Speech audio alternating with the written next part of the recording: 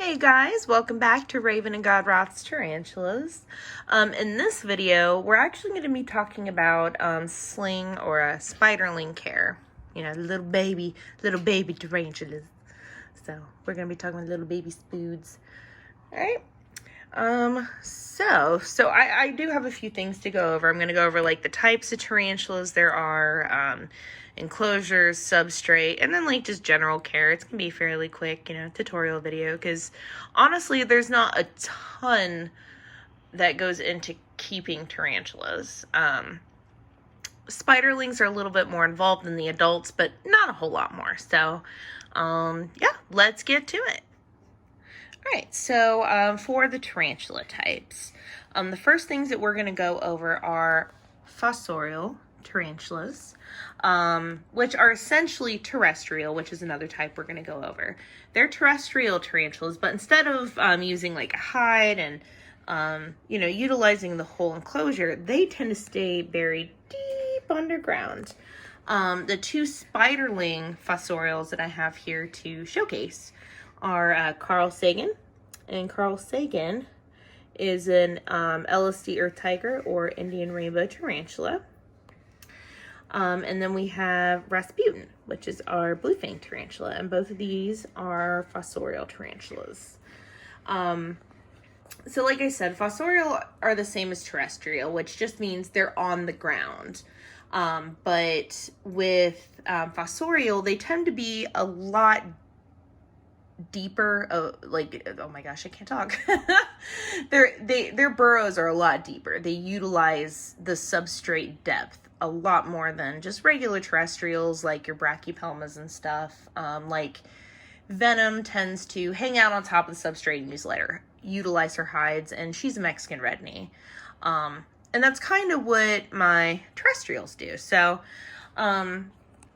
like I said, the fossorials are kind of like that, but instead of utilizing the top part of the ground, they tend to burrow deep in the ground. They like to chill there. Very similar to my Ephebopus or Costa Rican zebras. If you notice in my videos, they tend to always be buried or always deep in their hole, and that's where they will chill. I mean, I would have to like go without feeding them for a very long time before they decide to pop up and get food on their own, because they know it'll just drop into their hole. These are my terrestrials. The slings I want to, oh, look at this. Yep, that's my bearded dragon. She's out and about today, so she's running around. Her name is Falcor. Yeah.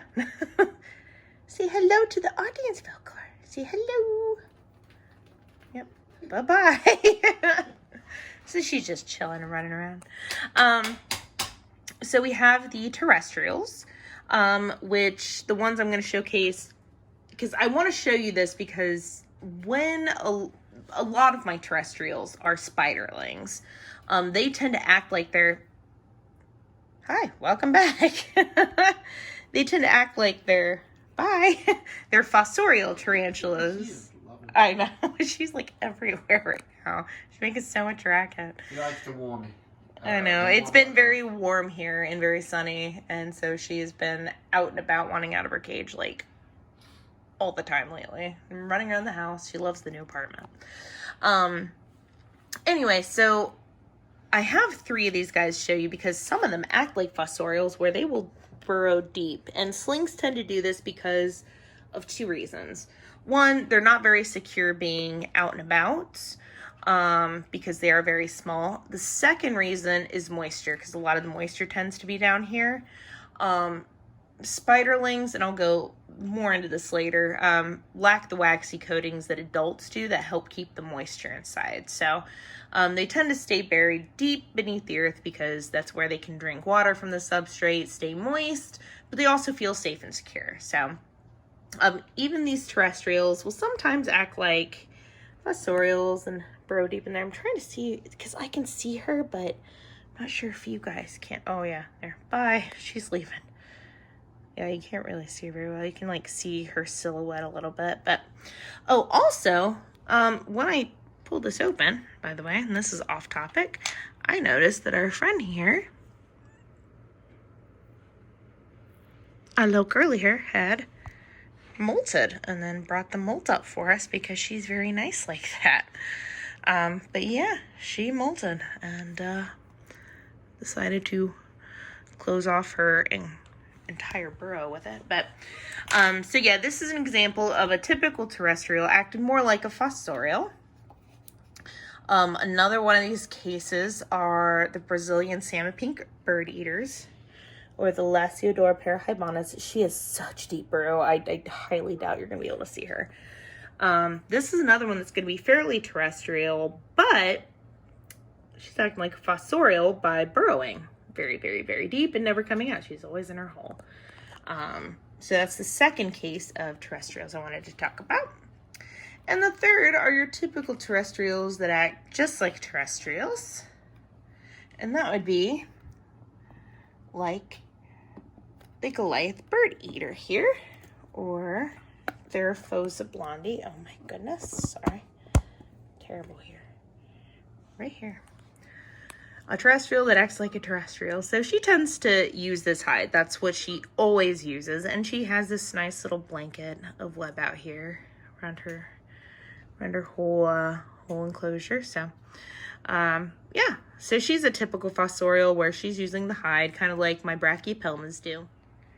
Right, our next type of tarantulas we're going to go over are the semi-arboreal, like this OBT or orange baboon tarantula here. And we also have arboreal, like our little Caribena versicolor over here, our little Pinktoe.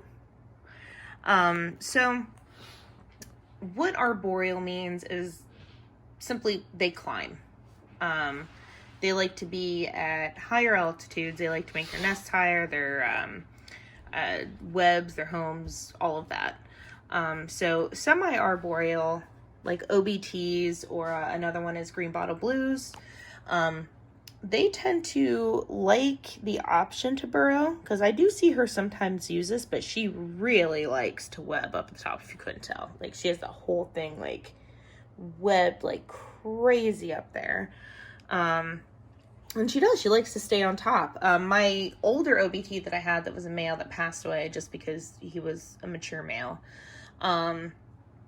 he used to do that all the time too. He liked to make everything like as close as possible to the top of the enclosure, which is great for him and not so great for me when I want to like feed or rehouse, because, you know, I don't want to mess with an old world like that if I don't have to.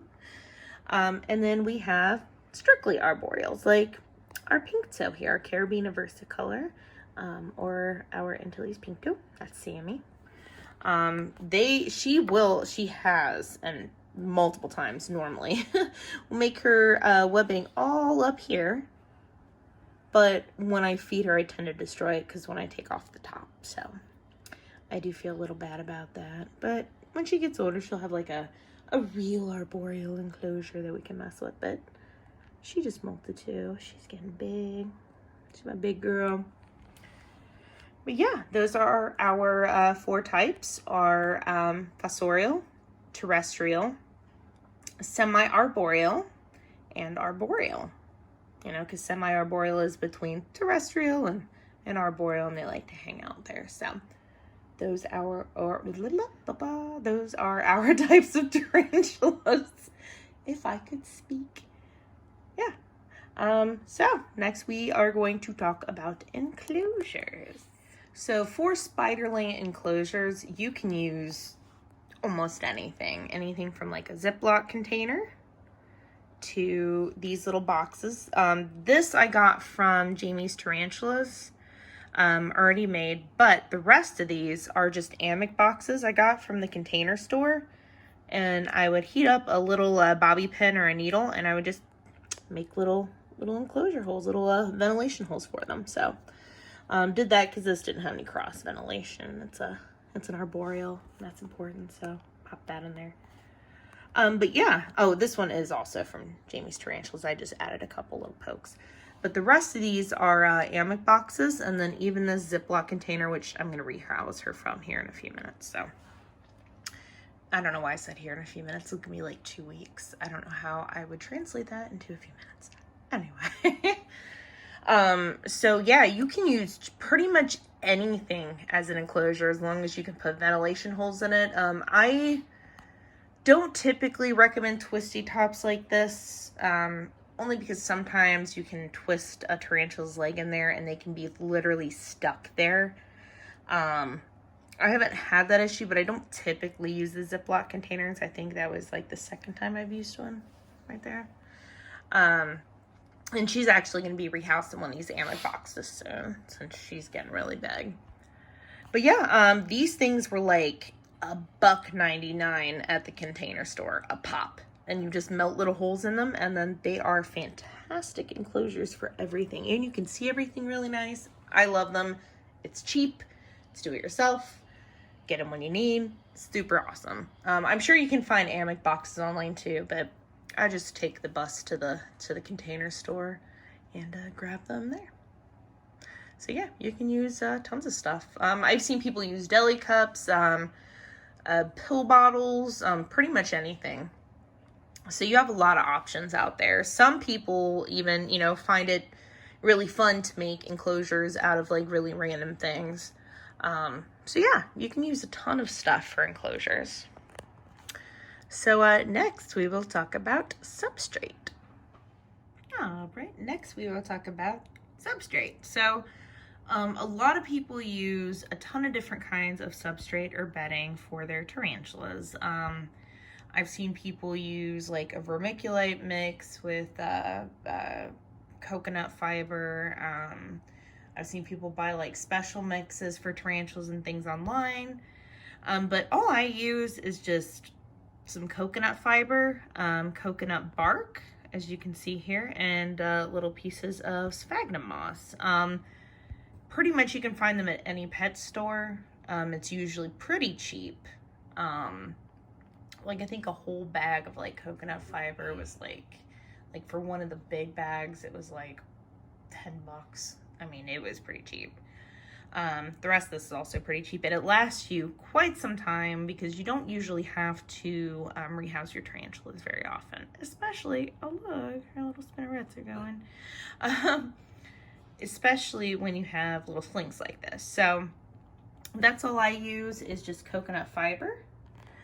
For the fossorials, I make their enclosures extra deep for the terrestrials.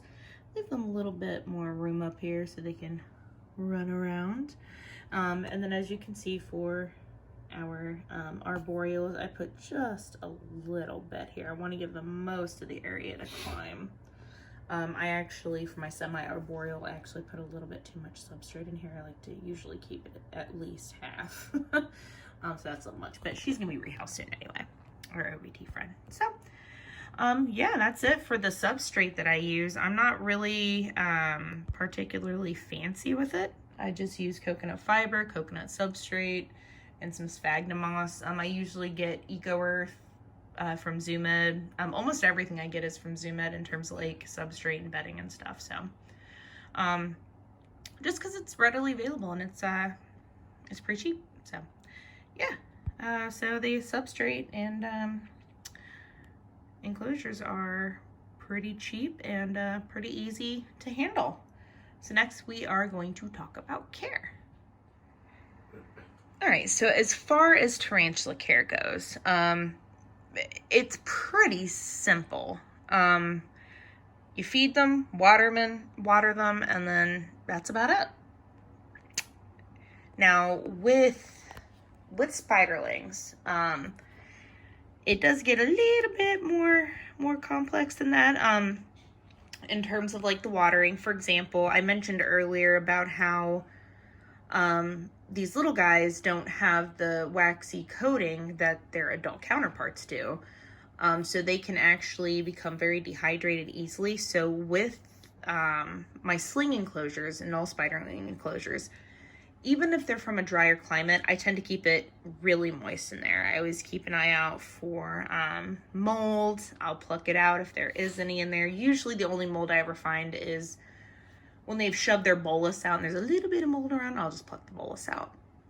The bolus is the leftovers of what they ate, by the way, in case you guys didn't know.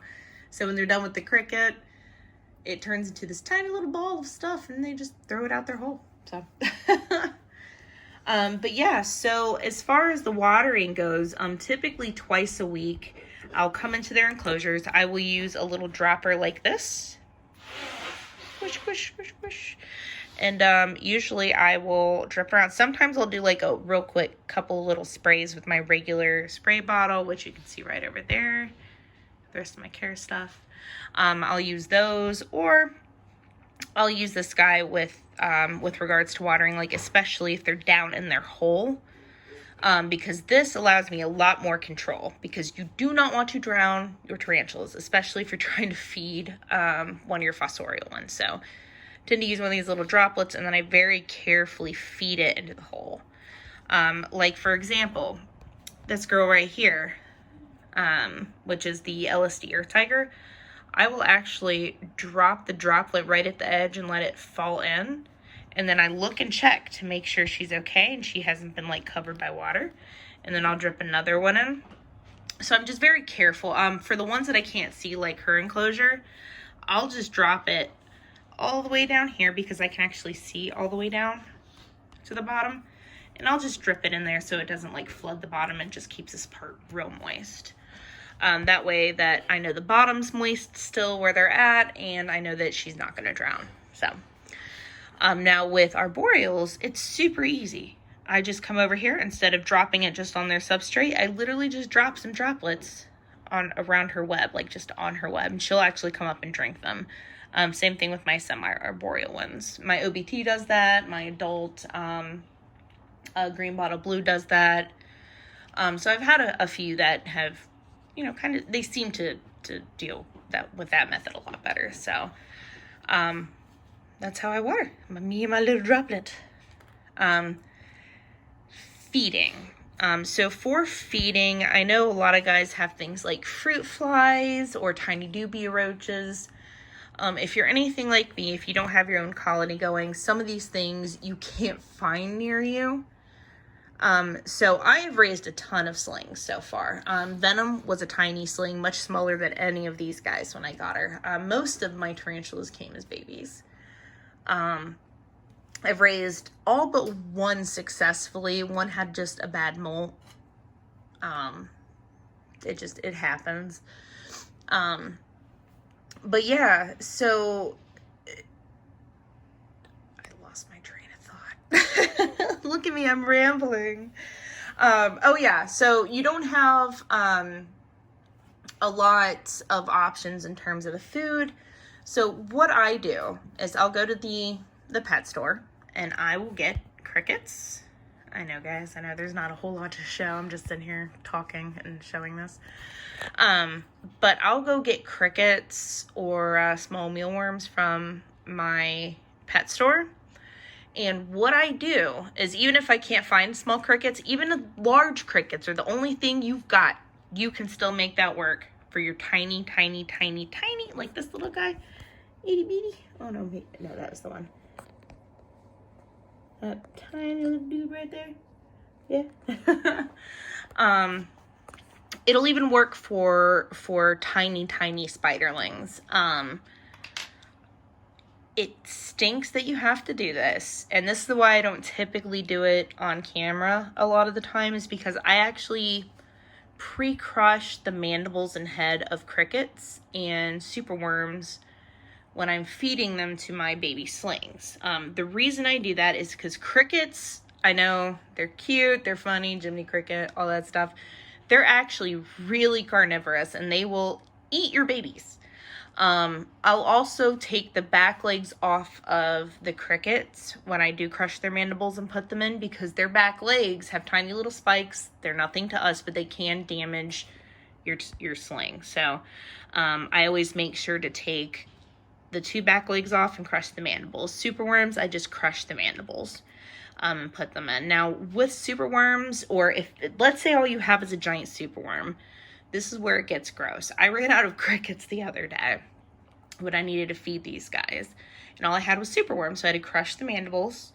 Once the mandibles and head were crushed, I then had to cut into two pieces because I can't feed, a whole superworm to one of these little guys, and then had to dole it out like that, because this is a cool thing. Spiderlings are natural scavengers. When they first hatch in the wild, they will eat whatever they can come across that they're allowed to eat. So you just drop it in their enclosure, or sometimes drop it in their hole. Like I have a couple who prefer me drop it in their hole because they never come out for them.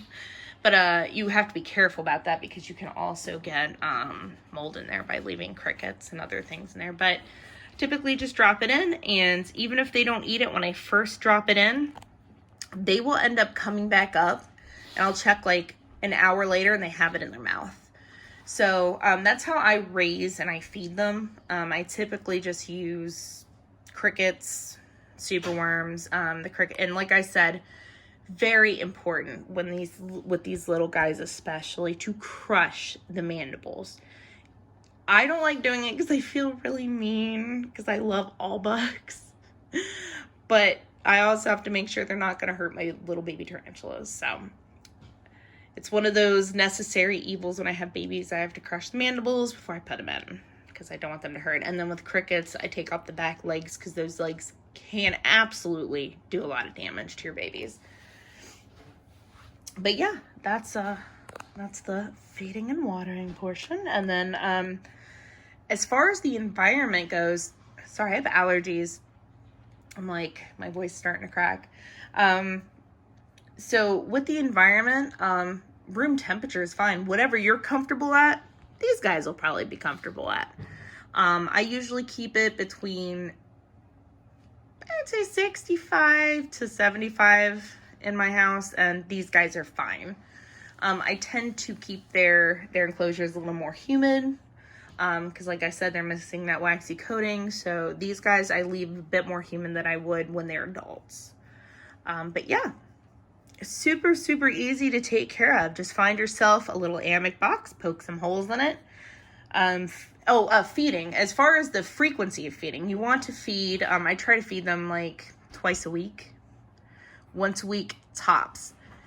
If you're feeding them little tiny bits, oh hello. If you're feeding them little tiny bits of food, I would do it a few times a week. But because I'm using like a big cricket and I'll crush the mandibles and put them in there, they're literally feeding on it for 2 full days, and their butt is huge by the time they're done. So most of my slings eat like once a week when I give them a really big meal like that.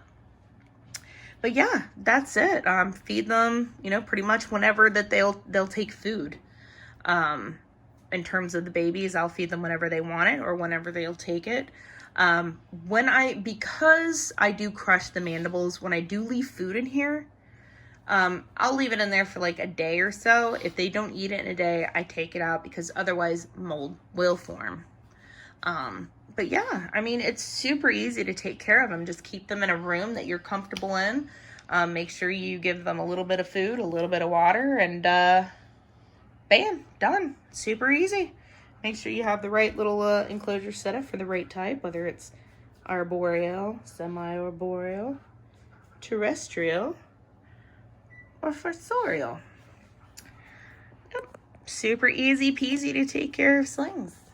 Yeah, I have them always molting. They're always eating. They're always doing good. So I'm assuming I'm doing this right. Anyway, yeah, that's it for the Spiderling care. There's not a whole lot to it. They're super easy to take care of. They're really cool to watch build all of their hides, their holes.